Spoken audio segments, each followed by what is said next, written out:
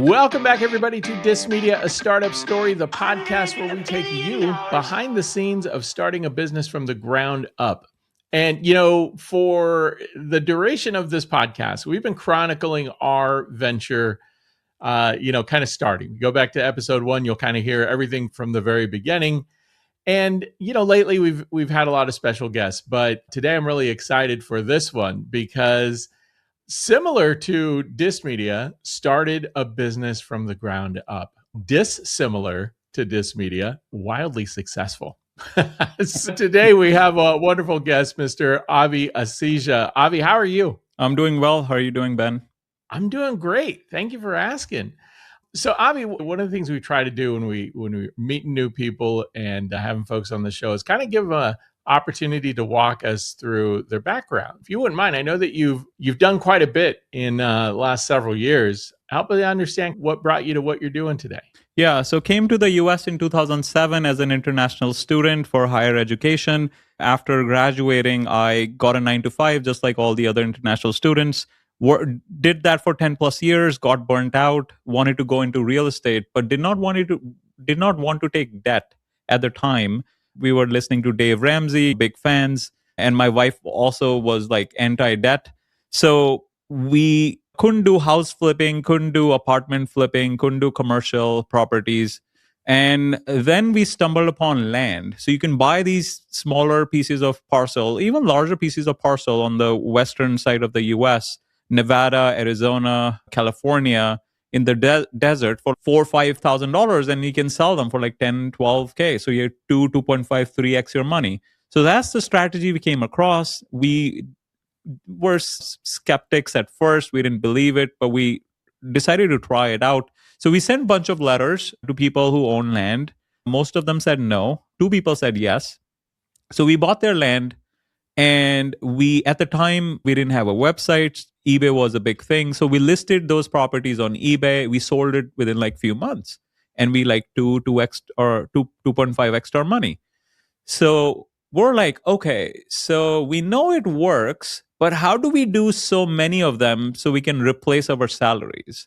So that's when we started learning about business, how a business works, how do you scale something like this? Because we're essentially selling a product, just like you would sell something on Amazon, because most of the sales happen online.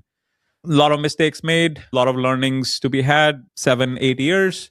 At this point, we have sold 700 plus properties, and we are a 7-figure business.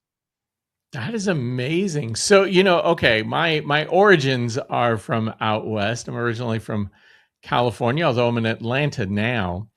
And I grew up in Central California, so I wasn't exactly even the prettiest parts of California. So I'm very familiar with Central Valley desert and arid landscapes. But you kind of honed in on those kinds of areas around the Southwest there. Yeah. I'm curious because there's not a lot. How do you go from 4,000 to 8,000, say, in a part of the world that isn't always, got a lot of traffic or a lot of building going on? So this land, the skepticism came from the fact that we thought there was no demand for these kind of properties because they don't have utilities, they don't have a sewer, right? Mm-hmm. There's no water. So why are people buying this? And we were like, yeah, clearly it's not going to work. But we found, to our surprise, was there's a huge demand. People love collecting land, just like coins, gold. People like land. So the people are buying it for recreational purposes. They would bring their RVs, camp on the property for like weekends or whenever they're visiting that part of the area. They will buy for legacy purposes. Oh, I don't own anything. I've been renting. I live in the city. I want to buy something to my name, which I own fully, and then pass it on to my kids. Some people really love off-grid setup. They want to install solar panels, put like a small shed in there, like a weekend getaway kind of thing. Some people want to ride their ATVs on the property. So there's a lot of use cases. Or some people, they think there is just a matter of time before like cities move towards these rural areas and the properties become more valuable. So it's more of a speculative play there, just like gold. You're not getting any passive income, but still the prices keep going up. So huge amount of demand, and that's was the biggest realization. People want it.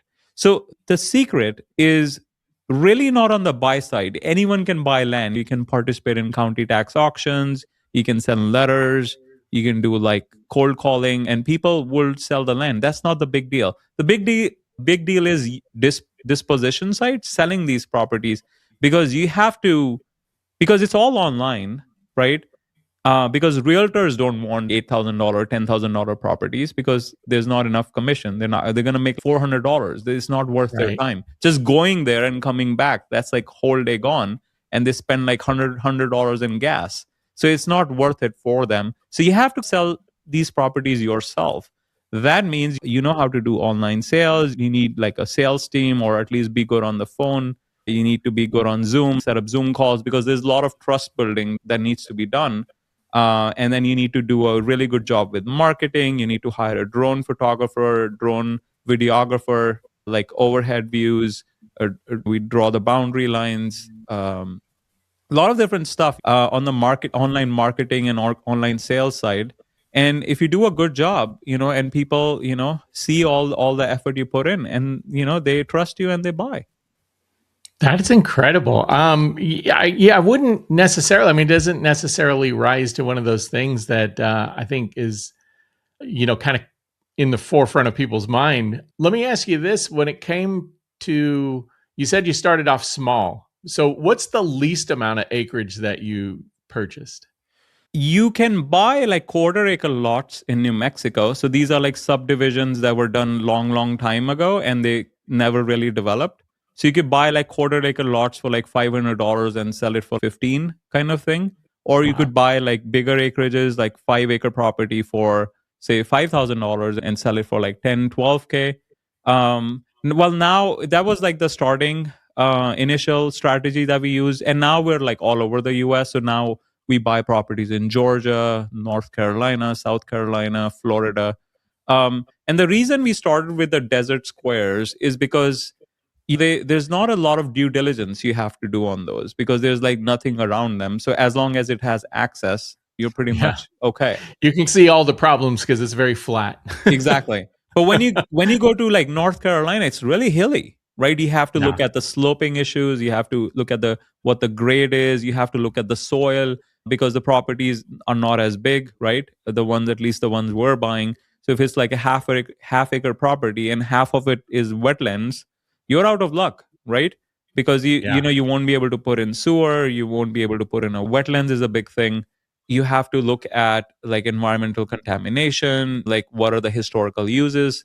So as you get into like more complex type of land outside of desert squares, it requires more upfront due diligence. What tends to be like a margin target you look for before how low does it have to get to before you just walk away and say it's not worth it? Well, we look at minimum of 2xing on every deal at the very least. So if we can't 2x our money, we're not going to touch it. And at the high end, sometimes we 5x it, but that's not a norm. So I wouldn't like use that as a benchmark. Amazing. So one of the things that you do is you've kind of taken a lot of this learning that you've gotten from doing this and put it into books and put it into your own podcast. So Right. how far along did you get to before you started going down that road? So yeah, that's an interesting segue into why I wrote the book. So it was essentially more out of envy, because my wife wrote one book on due diligence. When we first started, we completed like 200, 300 deals. And we were like, a lot of the due diligence stuff at the time, this is pre chat GPT, it was not readily available. You don't like when you buy a house, you could just hire like an inspector, like property inspector, to inspect everything. And they send you this nice report. You look at all the things that are wrong with the house. You can't do that with land, right? So most people mistakenly believe that their realtor will do the due diligence, which is not the case. There are like maybe like handful of land realtors that might be competent enough to do that, but they are like they sell $1 million properties. They're not going to touch like 10,000, 20,000, $30,000 land. So you have to do a lot of the due diligence yourself, and it's much more complicated and it's much more detailed. than what you would do for a house. Like, for example, you don't have to look at wetlands issue because the building is already there. The wetlands come into play because they're federally protected, so you can't build on them. So if you're buying a property, you already have a house on it, you don't have to worry about wetlands. The other thing is environmental contamination, right? If you already have a house on it, there's an existing, clearly people have been living there for a long time. And if there were some issues in the water, you would have found out by now. So you don't have to worry about that. But if it's like just land, you can't see what's under it, right? Maybe there was like a orchard, like a farm, some kind of farm. They use like a pesticide, and that kind of like contaminated the soil. Like, how would you know, right? Unless you do a water test, do a test well, and then hire a professional to do the test, you're not going to know. So those are the things you have to look at, and that's just like scratching the surface.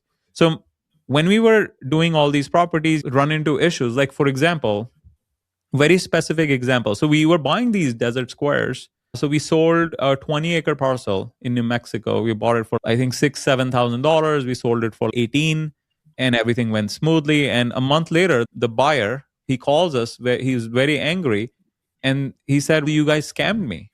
I was like, "What do you mean?" He said, "Well, there are like three like the property has wetlands like in three different places."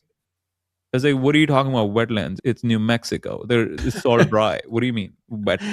So, and then that's how we got educated. So he was talking about arroyos. So there were like three arroyos going through. It's dry most of the year, but when it rains, right, it like floods. It's no Right? joke when it rains. Yeah, exactly. It's like water just runs gushing in, and it's like it's dangerous. So we didn't know that, right? We were living in New York City. Like we don't know what an arroyo is, right? Then we were like, oh, that's another thing we need to look at, right? So we were like, we apologize. We are like, well, refund you the property, just take it back. And then after a couple of weeks, he came back and he said, actually, it is a 20-acre parcel. There is still a lot of buildable area, so you guys are fine. I was just upset because you didn't disclose it. And we were like, we would have happily disclosed it if we knew what an arroyo is, right? When you were talking about made some mistakes along the way, so some of these lessons have been very valuable. Yeah. So stuff like this, right? You don't know until you encounter it, because you can't just go to ChatGPT and say, at the time there was no ChatGPT. Now you can, right? And probably ChatGPT learned from my wife's books because she spent more than a year writing it. And we started with 30 things you need to look at, and we ended up with 210. Wow. Because we're like, wait, what about this? What about that? What if someone wants to build? What if someone wants to construct a high rise? What about easements? There are like 7 different types of easements. There was something called a view easement. Did you know this? So if you, in the areas where like there are high rises, there you could have a view easement. Like you cannot, that will prevent someone from like building like right in front of you and block your view, right? Stuff like that. You can do that, and you have to get air rights and view easements and so many different things. So we broke down everything because we wanted it to be super comprehensive. And then we came up with 200 something things that you have to look at. If you're like, obviously not every time you're buying land, every possible scenario we wanted to cover. So she wrote this book. It was very well received. It's called Land Buying Mistakes. And so we reached 700 sales, and I was like, well, I need to write something. But I wanted to, one up her. And I was like, well, I can't do due diligence because clearly I can't beat you there because you already did everything. So I was like, all right, so I'm going to write something just like your book is evergreen. I'm going to write something evergreen as well. So came up with like the core principles required. So if someone is getting into the land business and they want to reach 700 plus sales, what are the principles, like business principles they need that will help them reach that goal, right? Because for it to be timeless, or for the principles to work, it has to be timeless, not just like a how-to book, which gets outdated very fast because the software changes, technology changes, like laws change, right? So I didn't want to write a how-to book. Ended up writing a core principles book, and the core and the biggest principle, or like this is like the principle number 1 in my book, and most of the other principles kind of like follow under this umbrella. The biggest principle I learned was, in a business, if you want to make more money, you have to have goodwill in the marketplace, and you need to make a lot of offers. So I talk about making money equal to goodwill times number of offers. So what does that mean? So say for example, right? So we live in a small town. We both, Ben and Abi, we open a coffee shop. So it's like Ben's cafe, Abi's cafe, right? So someone goes to your cafe and they say want to buy a small cappuccino, and you'll be like, well, you as part of the conversation, you're like, well, you should try the large. We have a special going on. You get a free pastry with it or free croissant with it, and so you make like multiple offers. Well, you should try the foam art thing on top of your cafe, on top of your coffee. It's really popular. People love it, right? So you are having this conversation with this customer, and you end up making like five, six, seven offers, right? When they come to my cafe and they say, well, I want to buy this small cappuccino, and I was like, all right, here you go, right? And I serve them and they go home, right? So you can imagine if there are 100 people coming to your cafe, 100 people coming to my cafe, and this is the way we're running the cafe business, you can imagine at the end of the year, your revenue number will be ridiculously higher than my revenue number, right? Because Yeah. you made so many more offers. So if I made $100,000 revenue at the end of the year, you might be at 700 because the upsells you're doing are probably more expensive than the coffee that they bought, right? So that was like the core principle. Once I learned it, like it completely flipped on how we ran our land business. So you need number of offers, and you also need goodwill, right? As in, like, you need trust and goodwill in the marketplace, because if people don't trust you, they don't have the goodwill. They will be like, well, yeah, Ben, I don't really trust you. Just give me the coffee so I can go home, right? Or if they trust you, they'll be like, oh, that's cool. Ben is like, he produces so much value. He has produces so much content. He adds so much value to the marketplace. He has written books. He has a podcast, right? So if the people know, like, and trust you, and you have goodwill in the marketplace, when you make more offers, they're more likely to be accepted. People are more likely to take them, right? So you need goodwill and you need a lot of offers to make more money. So how did we apply this in the land business? So before, when we first started, people will come to us. They'll say, well, I want to buy 5 acres in Valencia County, New Mexico. And we'll sell it to them. And then they'll go on their way and we'll be like, bye bye. Thanks for doing business with us, right? So one offer, right? But then we were like, okay, so for a successful business, we need to make a lot of offers. So we're like, what else can we offer? So next time they came, we'll be like, well, would you like help with a soil percolation test? Would you like help with a survey? Would you like help with fencing the property? Would you like help with grading the property? Would you like to owner finance the land? If you can't afford the full cash price, we can give you 20% down and like $800 per month for the next 12 months, right? So we started making a lot more offers. Would you like to join our membership? Would you like to join this, join that, right? Would you like us to help you with a mobile home developer? We have contacts. We can get you in touch, right? So we started making like 5, 6, 7, 8 offers, and all of a sudden, more people would take more offers, and our revenue doubled. Or like, So is this like affiliate marketing with people local to the area? right. So the offers, if you can, ideally, we want to fulfill it ourselves, and if we can't, then we have like affiliate relationships, as you correctly pointed out.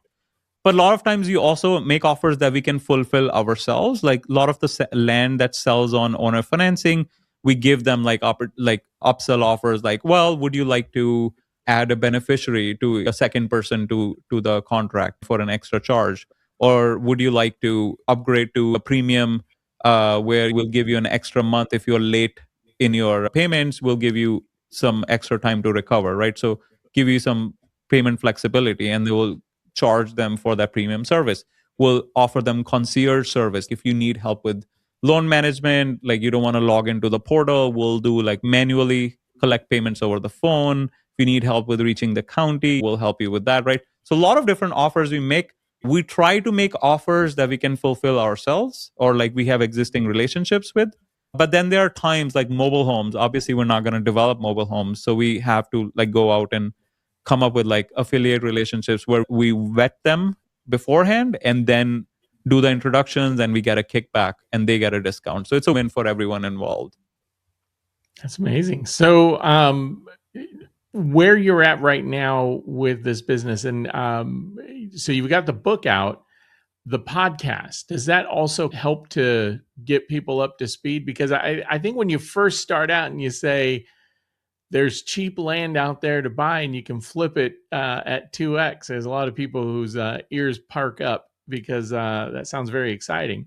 The downside is you've got some of these surprises that can give you a little bit of a headache. Yeah. The podcast, does it kind of go through these kind of things?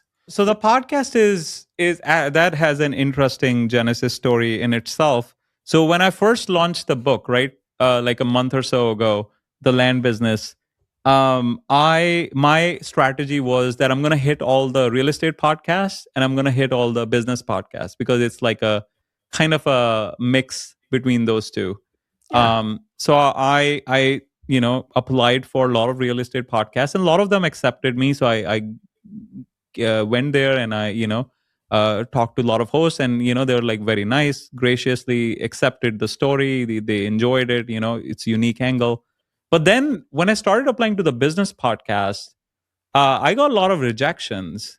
It's crazy. And one host flat out said, "Well, I don't think you should be applying to business podcasts." I was like, "Why?" And she said, it doesn't seem like a real business. You're just doing real estate deals. I was like, Abi, I have a PhD in business. This is a business. Yeah. And I was like, so you don't think real estate is a business? Like, why do you feel that? It's like, well, it's more like, more deals you're doing. You don't have to like a lot of times the conception around real estate business is, oh, you are having rentals or you have like passive income coming in. You don't have employees. You don't have marketing and sales because that's offshore to the realtors and stuff. That's such a short-sighted. I mean, to be fair, there is some truth to it. But the way we run our land business, as I mentioned earlier, we cannot have real estate agents because there's just not enough for them for the commissions. Yeah, no, the per lot premium, like commission isn't there. Crazy that you would say it's not a business. Do you pay taxes like a business?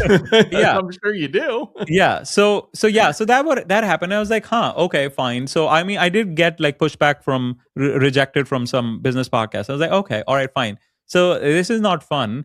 I'm going to create my own podcast. I'm going to talk to other business owners, and we're going to discuss strategy. But the thing about this podcast is, it's not about land due diligence. It's about business strategy. I wanted to since my experience, for the last 8 years, I've been running one business, like one type of business.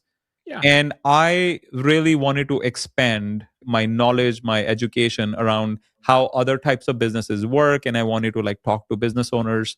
And hopefully it was like a win-win for everyone involved because they get to talk about their business and I got to like learn about them and strategize. So I set up the podcast as a strategy lab. Where I said, I'm not going to be like, it's not a highlight reel. It's not a pitch for your product, but I will sit with you and I will spend an hour and we're going to discuss what business problems you're facing right now and how are you solving them.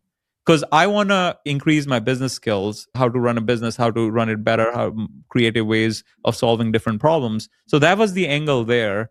And a lot of people said no, surprisingly. I was like, people would love this idea. And I was honestly surprised again that I got a ton of rejections. So just to give you an idea, I would send out 20 outreach messages and I would get 19 rejections. That's nuts. 19. Wow. That's, because this podcast is all about kind of exploring the stories of people who run businesses. Yeah. And one of the things I say, like a business is the easiest thing to start, but the hardest thing to turn into profit. Agree. And we like in this country, we make it so easy to spin up a business. Like you could do it by the end of the day. Right. But all of the things that you take when you talk about strategy, when you talk about coming up with a product, the marketing scheme, the sale, the margin, all of the operational aspects of it, and it changes. You and I, we both have podcasts. We both have audiences that we focus on. And I would imagine that there's probably some demographic overlap between our audiences, but they're going to grow at different paces for a lot of different reasons. Yeah. And so to ignore all of that, like, I think kind of your mission and my mission are the same in that, one, I do this because I love learning, and I love Right. learning from people who are doing amazing things. But also, I do it because it gives you practice for something that you're interested in. Right. And to me, I think there's just a lot of value in, learning from other people, and, Yeah. and also at the same time being able to share your stories. So crazy to me that there are business people out there. And I will say, like, one of the things that I've come across is there's a lot of people who are kind of coaches or speakers, and they're really trying to book that next gig. They're really Yeah. kind of trying Yeah. to talk about their, like how to book them and things like that. And to me, that's okay. But even I've kind of gotten to the point where, like, I love the conversation, not the pitch. And Yeah. sometimes you do these things and it's all pitch and no conversation. Right. Right. So, I mean, so when it's interesting you say that, because there are a lot of like coaches and stuff, they'll pitch to me, and we're like, well, I can talk about this, I can talk about that. I was like, well, but I really want to talk about your business, like how how you are running it, what challenges you're facing. Is like, yeah, I don't talk about that. I only talk about the stuff that I teach. And why that's happening is because, like, there are a lot of coaches who don't have active businesses. Like, all they do is like just coach. And maybe Yeah. they ran a business like 20 years ago and it was successful, but now they just do teaching. So they don't have any real world experience, and they make like 150K just teaching other people. And they don't want to come to the podcast because then that will make them look like, oh, you only make 150K, but you're coaching 7-figure founders, right? So they're going to look bad, right? So at first I was looking at this 19 out of 20 rejections as a bad thing, but then I realized it's actually good, because they're self-selecting. They're like filtering who I should be interviewing, because the people who are coming to my podcast now, they are revenue generating founders who are actively in the weeds and solving business problems. Because my premise for the show is I want to talk to other operators who are revenue generating, and they're dealing with problems that they want to talk about, like active problems, not the ones in the past that they've already solved, but the ones that they're dealing with right now. And by having this self-selecting filter, it's made my life easier, because now I don't have to filter them, because I know whoever is saying yes is legit, because otherwise they will just say no. It's funny. So I'm going to give a little plug here to how we got connected through some software. So I've been doing podcasting for quite a while now. I spun up a couple shows, and then, just kind of things evolve and dropped, and then I spin up another one later on. But this one, the intention was to chronicle this business from the ground up and share with people its story and what it does. And then we've evolved into interviewing people and getting their stories. Because quite honestly, there's only so much you can tell before it just gets repetitive and boring. Right. I Yeah. kind of feel like if I'm not interested in listening to it, I'm sure others wouldn't be either. But I kind of, I backed away from the podcasting thing for a little bit, even as this business continued to run. But I went to an event from some folks that sponsored called VidFest. It's sponsored by the people who run PodFest. And then I got really involved with them and all of that whole community of people. And I went to Orlando, and that's where I ran into the people who run Podmatch, who's Yeah. the, kind of the software that we use here. And man, it's amazing. Like, it's a great resource for finding things. But to your point, I get pitched a lot of times by people who, like, it's just not a good fit. And then vice versa. I pitch to be on shows too. And, there's some rejections that I get as well. But you got to keep up at it. Like, Yeah. you never know when a hit is going to come. The best way to deal with rejection is to outsource it. Outsource the rejection. So what do you mean by that? I when I first started, I was like sending messages myself, and I got a bunch of rejections. I was like, oh, this is not fun. So I just handed over to my virtual assistant, and she does it Got it. for Yeah, me. well, that's another thing too is so I recently deployed Claudebot Hmm. on a server that I have, and I'm having it like kind of be my virtual assistant. Unfortunately, it's not doing a very good job at it. I gotta spend some time training it to do a little bit more. But and I had another guest say, he goes, yeah, well, my outreach I did through AI. And I said, well, that's funny because my response to you was done through AI. Right. So Yeah. it's, now I proof everything, but Yeah. before it goes out. So nothing is like fully automated, but like that's kind of the world we're in right now Right. where we're taking some of these more mundane back and forwards off of the table so we can focus a little bit more. Yeah. But as long as you don't have to deal with rejections personally, you can just keep doing it, right? Yeah, I guess. Yeah, I have to say though, I mean, like the rejections don't really bother me that much. I always say a no is just a not right now. It's Well, not a it's yeah. not a no. I think the percentage of rejections also matter, right? If you're getting rejected 10 out of 20 times, it's more, you can deal with it better. But if you're getting rejected 19 out of 20 times, there's only so much a human can take, right? And then I was like, I don't even look at it. Just tell me when someone says yes, and that's when it gets forwarded to me. Yeah, it's funny how it can be demotivating, Yeah, and that's even something I've shared about this business. We've been running this as a media business, and boy, you couldn't have picked a more difficult industry to break into because there's so much content, there's so many things out there. But what is interesting to me is the learning that you go through. I mean, my social media has just gotten better. And then I've been able to apply that learning to other things that I do outside of this business. And I think that's really where the benefit of going through all of this yeah, is. I teach a class in social media marketing for a college, and I tell them like you don't dabble in social media. Like right. you either do it and you're committed to it, or you're just not going to see the results that you want. Like you Yeah. have to be in it every day. It is like the concept of goodwill that I talk about in the book as well. So essentially, like the distinction between trust and goodwill, like that's like a nuanced distinction. That's how I define it. I will love to get your thoughts as well. So trust, like explain with an example where like I have my accountant who does my taxes, and he's been doing taxes for like 40 plus years for like land specific businesses, or like whatever 30 plus years. Yeah. So he knows everything in and out, all the laws, all the rules. So I trust him 100%, right? So there's so much trust between my accountant and myself, right? But I have like close to zero goodwill. He has like close to zero goodwill in the marketplace. And the reason for that is every time I send a message to him, he would not respond. I have to like follow up like 4 or 5 times before I get a response because he's so busy. He has too many clients.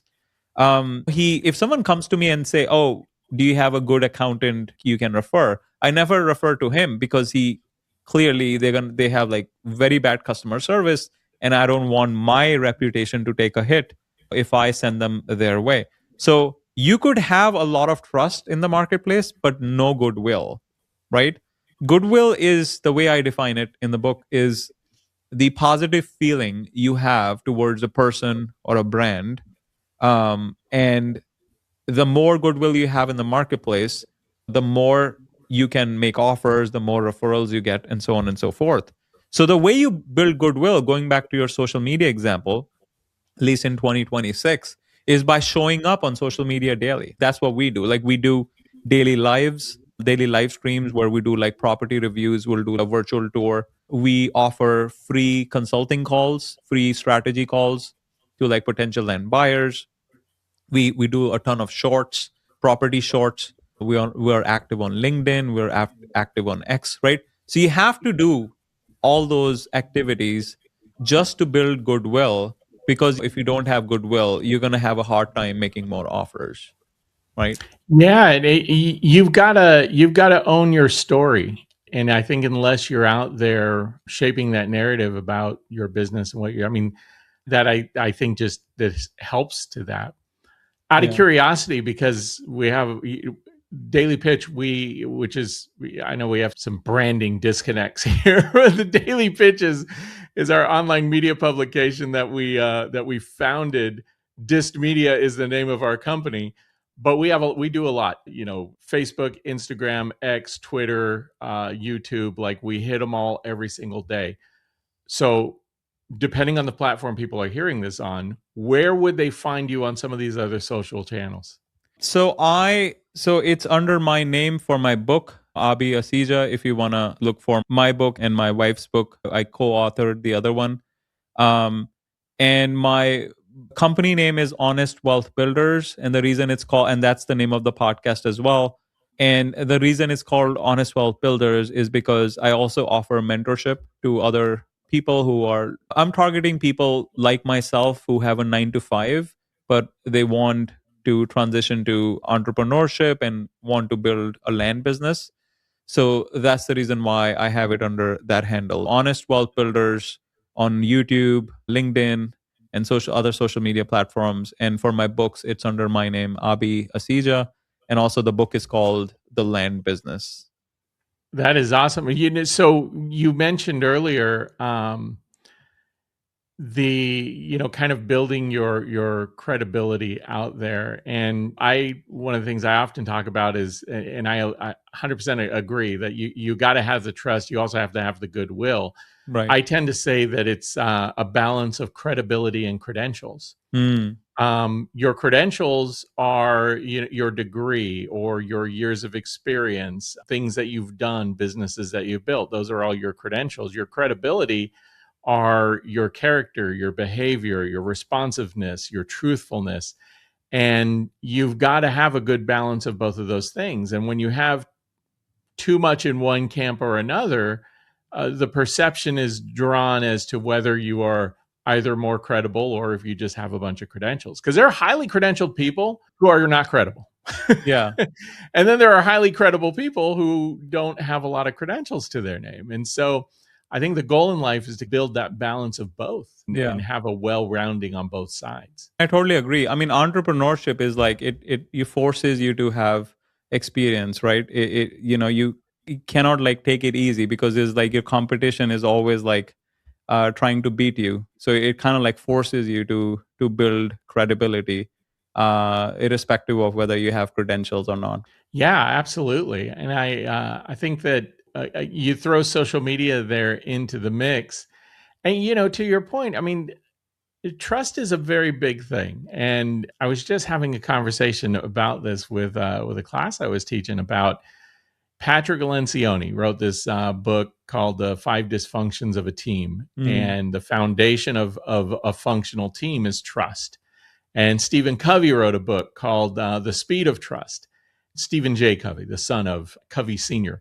But, and in that book, he kind of highlights the fact that, business moves quickly when there's trust, and things slow down when there's distrust. And in business, time is money. And so when things slow down, everything gets expensive. And if you build an organization with a lack of trust, then everything gets expensive and nobody cares. So trust is fundamental, I think, to making all this stuff work well. Yeah, totally agree. So, I mean, one of the things I always like to ask people is, what is the thing right now that is getting you excited to get up in the morning? So I'm at this point in my entrepreneurship journey where I am focused on efficiency. How can I make things more efficient? So I'll give you a very specific example. So sales, right? So actually, before I even give this example, let me add some context. So one of the principles I talk about in the book, and you probably already know this, and since I'm coming from real estate, it's not obvious. It was not obvious to me for a very long time. Is there are only two ways to make money in business, right? One is or more money in the business. One is you can spend more money to acquire more customers, right? So you can spend more money on ads, marketing to get more customers. And the second way is to make your existing customers more valuable, right? Yeah. So most up till like first half of, or maybe like 3/4 of my entrepreneurship journey, I was focusing on the first half of the equation. I would spend more money on advertising, will do more free content, educational content, more marketing, more ads to acquire more customers, but we didn't put a lot of effort in like maintaining existing relationships and making our existing customers more valuable. And the reason for that is because our CAC, cost to acquire a customer, was fairly low back in the day.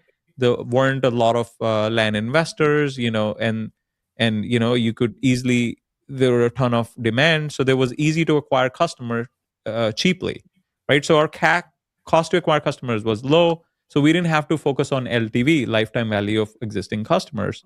But as there's more competition, the niche has, gotten more popularity, more people are doing this. The cost to acquire has kept on going up, as you can see in general. Like Facebook, for example, if you're advertising on Facebook, Facebook ad cost will never go down. It only goes up, right? Year over year, right? As Yeah. I'm sure you can tell by experience. Google ads, Facebook ads, Reddit ads, they all go up in value, right? They never go down. So these days I've been really focused on the other side of the equation. So how do we make our customers more valuable, right? So we talked about offers, making them a lot of offers, and you need a lot of goodwill, so we were producing on social media. But then there's also a relationship component, right? So a lot of our land sells on owner financing. That means we're getting into a relationship with our customer for maybe 3-4 years until they pay off their loans. But people in the land space are just like people in the coin space and the gold space. They don't just buy one coin. They like to buy like collect a lot of coins. Similarly, people in the land space, they don't just buy one piece of property. They like to build like a whole portfolio. Unless, it's a neighbor just trying to buy adjacent ones. A lot of people like to collect land. So what we started doing was talking to our customers, like calling them check-in calls every month, calling them on their birthdays, on their anniversaries, wishing them, for their special day. And as part of the conversation, we try to gauge, are they in the market, are they looking to buy land? And if they are, then we like, we have an opportunity to like ask if they, interested in one of the properties that we have in our inventory, right? So a lot of these focus these days have been on like making our existing customers more valuable.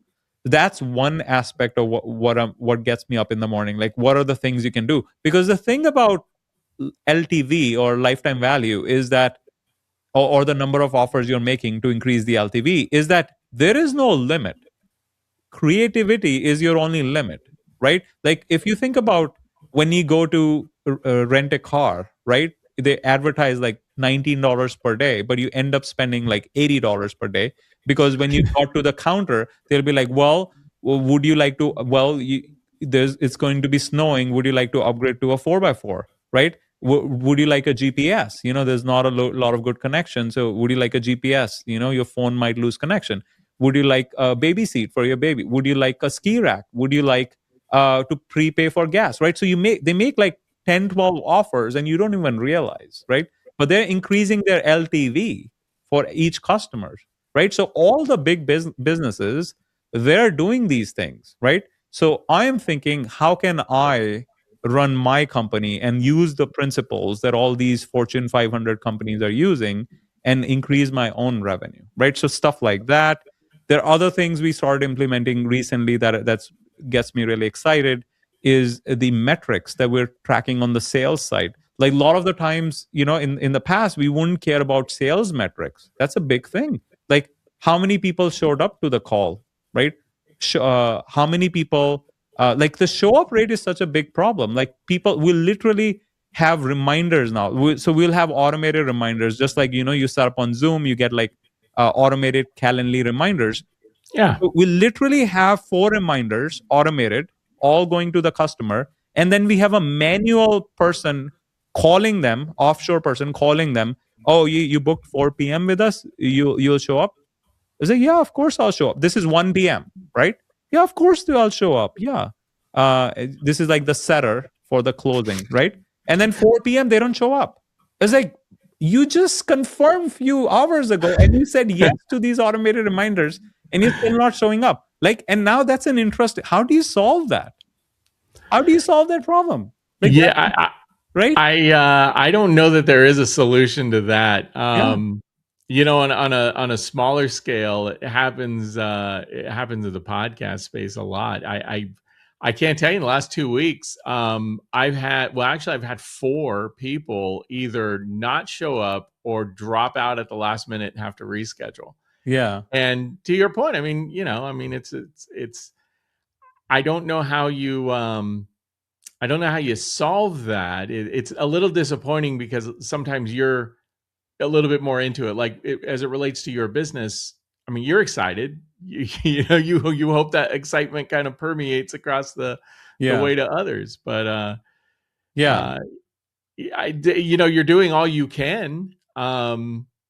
Maybe entice people with a giveaway. Say, Yeah. Yeah. everybody who shows up, you chance to win an iPad. I don't know. We do freelance giveaways twice a year, so that's our one type of offer that we do. But yeah, I mean, we a lot of times in the gym space, like I learned from a gym example where they would be like, "Oh, you'll get a free T-shirt when you come in," right? So I've like a T-shirt set apart from you, so that way they're like, "Oh, I have something that I'll be getting," so they show up to the appointment. So I was like thinking, what can we do on the land side, because it's a virtual consultation, right? Yeah. Like a lot of times we're thinking maybe include like a testimonial or include something valuable, or say, well, we did all this research for you for the property you're interested in, we're excited to talk to you about that kind of thing. So we're like testing to see how we can solve this problem. But the things like this, like small problems like this, like, so we have this show rate problem. Then the other problem is the offer, right? How many times you made the offer to them? Because a lot of time they'll come on the call and they'll be like, "Oh, actually, this property won't work for me because the county doesn't allow RVs." It's like, wait, so if that was the concern, our setter would have been able to handle that. Why did it reach the closer? Because the closer's time is so much more valuable, right? Because we have one or two closers, but we have like 7 setters. So how did it should have been filtered? It shouldn't even have reached the closer. So what did we clearly something missed in our process? So how do we improve that process? So stuff like that, right? So show up rate, offer rate, and then we have cash collected rate. Like a lot of times people will be like, well, I'll give you $100 down. It's like, well, the property is 19,000, $100 down. It's going to take you 50 years to pay it off. Like $100 down, 100 per month. Like, come on. Like, so stuff like that. Like there's a lot of education. Because literally we had this call 2 days ago. So this is an expensive, like relatively expensive property, $19,000, right? And so we said we can do 10% down and then $599 per month for whatever, however many years, like 4 years, 3 years, right? The lady calls and then cancels at the last minute. And then we asked over email what happened. They said, "Oh, I found someone who can do this $99 down and 99 per month." I was like, what? That doesn't make any sense. You really want to own the property, or you just want to donate your $99 every month for for the next 50 years? It just doesn't make any sense. Because there's some people who have like who don't really care. They just have this passive income. They just care about like some monthly. They have their 9 to 5 jobs, and they care about this monthly something coming in. So they will have something crazy like this, like 99 down, 99 per month.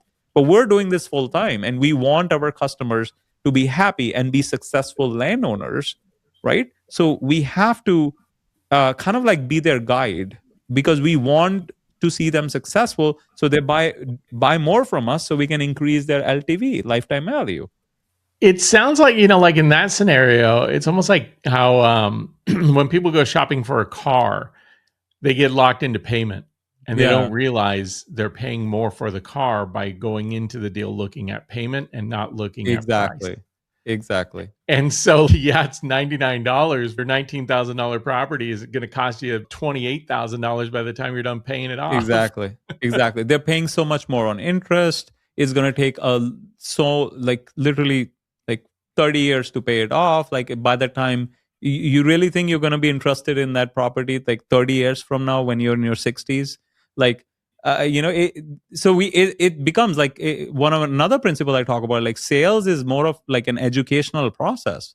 You have to like educate people who are buying, is like what is the goal. Like we try to hit them with their goals, right? Like we start with the problems, what problem they're solving, and what their goals are, and we kind of like align the payment plans according to them. Like some people are like, oh, I can do 299 per down because I'm expecting in March I'm going to get like $10,000 in tax refund, so I'm going to make like a big balloon payment. All right, okay, that plan makes sense, right?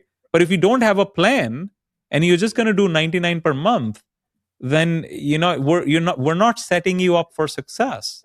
And then you're Yeah. going to default, and then we'll have to foreclose, and then we're not going to leave a review. You're going to have like negative goodwill built around us, right? You're not going to have a good feeling when you think of us, right? And we don't want that. We want you to be successful. So that is such a struggle. Just trying to get people to kind of align to, I don't want to really call it a sales funnel, but I guess in a way it kind of is, that you're trying to move them to a destination from a sales standpoint. Yeah. You mentioned a couple ways to make money in a business, which is, get more customers or get more from the customers you have. And there's actually a third way, and you touched on it a little bit as you were explaining things there, which is operational cost management. Right. So Good just cost. making more of the money that is coming in, increasing your margin by being more efficient with your spend and your tactics. Yeah. Um, I don't know how much more we can do there. I mean, there's only limited things you can do, right? You can only go to zero, but with customers, the LTV can go to like unlimited, right? Yeah. Yeah, that's very true. Yeah. So you have to be cognizant of that. So, Avi, real quick, we just one more time before we close out here. The book, where do we find it? What's the name? How do we get a hold of it? Because Right. both you and your wife's book, both very Right. helpful. Well, if my wife wants to promote her book, she can come on your show.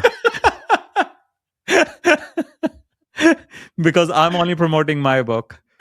And the reason for that is, as a marketer or an amateur marketer, I know there's one CTA is more powerful than two CTAs.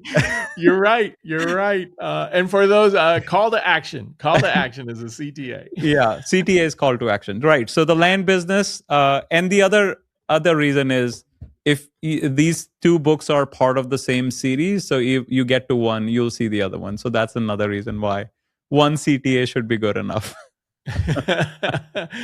That's amazing. Well, Avi, man, I learned a lot. Like I said, part of the reason I do this is because I learn as much as I hope other people learn as we have these conversations and discussions. And I learned quite a bit about land and the fact that there's a lot of inexpensive land out there that you can turn into something. If I was with so many things in my pipeline right now, the thing that worries me is not necessarily the purchase of it, but all of those like gotchas. I Yeah. feel like I would need to read up on your book and your wife's book before I even got into this to be aware of what I'm not aware of.